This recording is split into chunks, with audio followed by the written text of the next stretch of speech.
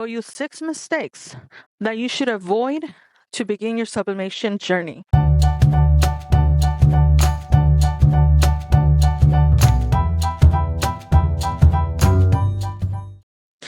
Hey everybody, this is Elizabeth, and today I'm going to show you 6 mistakes you should totally avoid so it'll help you reduce the waste of creating products, because wasting products, well, it's wasting money.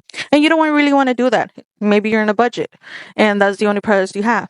So what is best to do? You research, figure out what mistakes to avoid. And this video, I'm going to show you 6 mistakes that I kept doing and I had to learn, and I want to share with you so you can learn and not do them the same. So one of them is, the first one is, when you want to sublimate a shirt, which type of shirt should you do? Cotton or polyester? Well, the rule of thumb for sublimation is that polyester is the one that you should always use for sublimation. That's on everything. Cups, mugs, the cups and mugs, they have like a coating for polyester. So that is how the ink attaches to the product because of the polyester.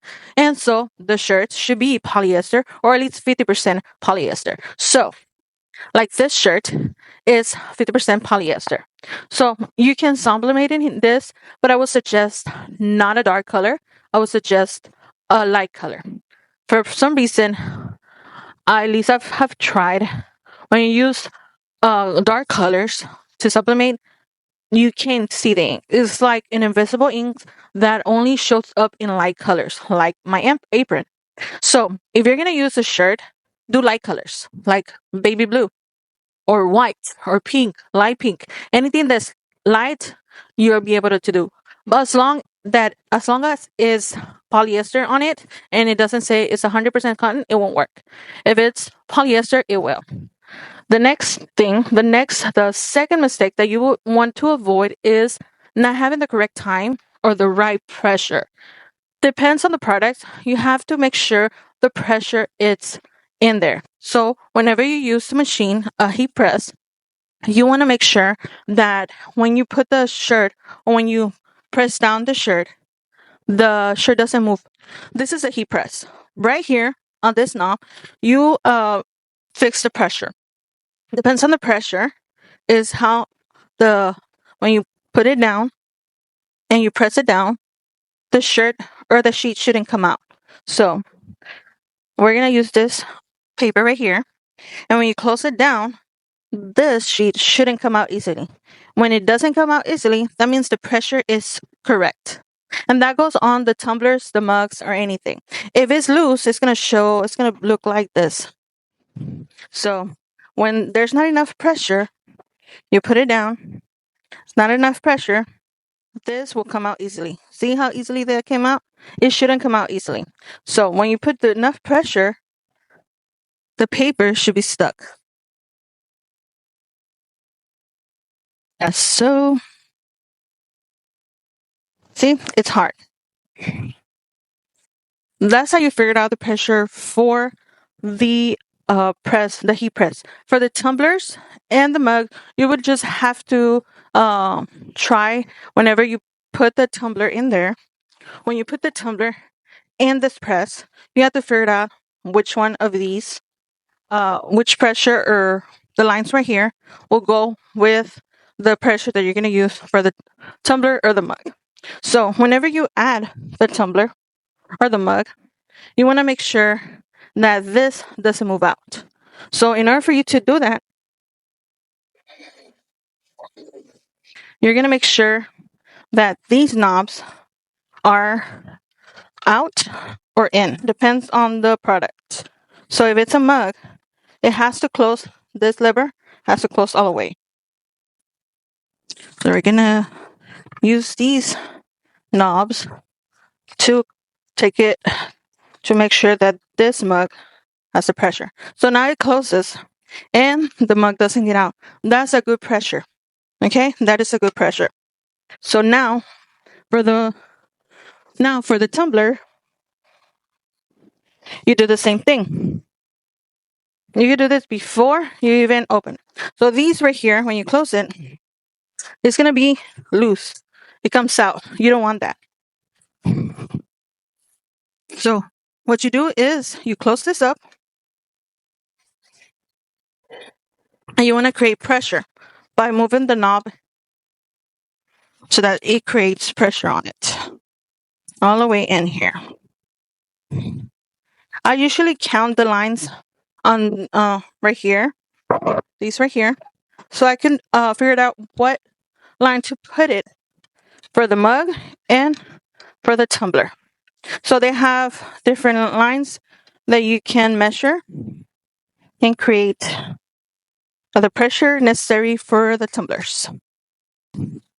So this right here has created the pressure because it doesn't come out. So that is a good pressure, okay? The next mistakes that you should avoid is not correctly taping the product.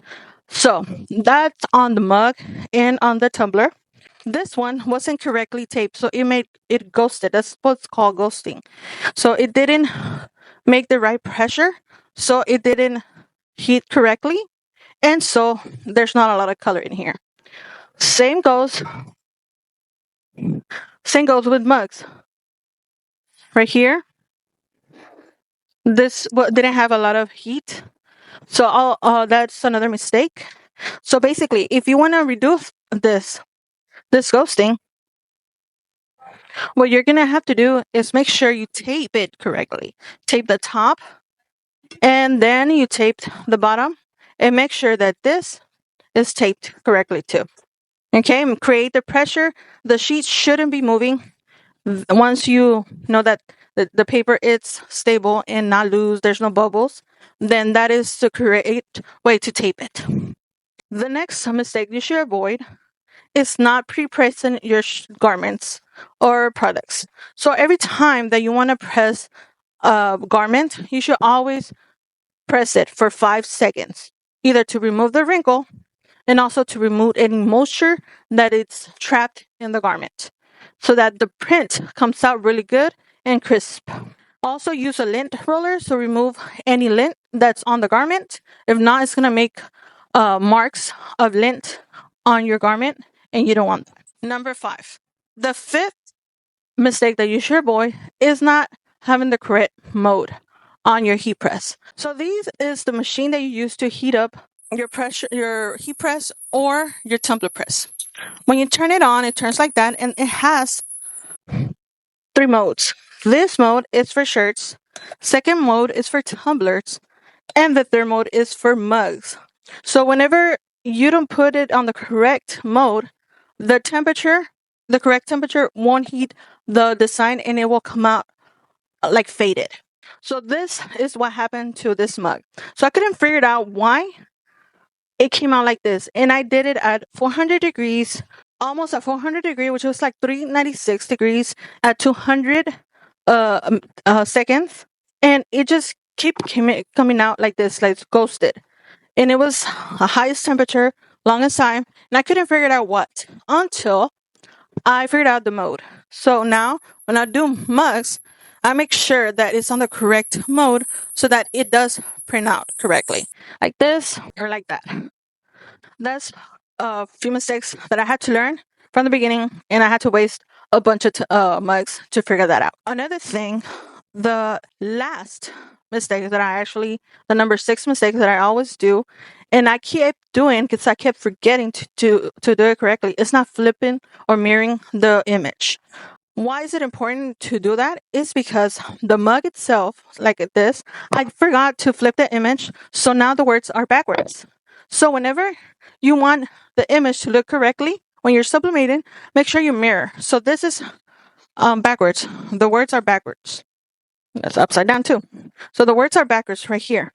So instead of making it Elizabeth from here, it's from this side. So that whenever I press it, it comes out correctly like this. If not, if you don't do that, it's going to end up looking like this. Instead of being May, it's going to say jam like this. So you want to flip the image all the time. And what I do with that is I always have a note on my computer, a big old note, sublimate, flip when sublimating. So that will be like a little trick that I use so that whenever I do my image, I'll always mirror it, always flip it, so I don't only not waste product. I don't waste sheets of sublimating paper. You just don't want to do that. You want to keep saving money, right? These are the mistakes that you should be avoiding. And of course, there are many more. But for now, those are the mistakes that I want to make sure you know so that you can avoid it and possibly save you money with it. So until next time, follow along, subscribe, comment below if you have any questions. Also, I have a free checklist that you can download so you can start your sublimation journey. Until next time, this is Elizabeth Quest.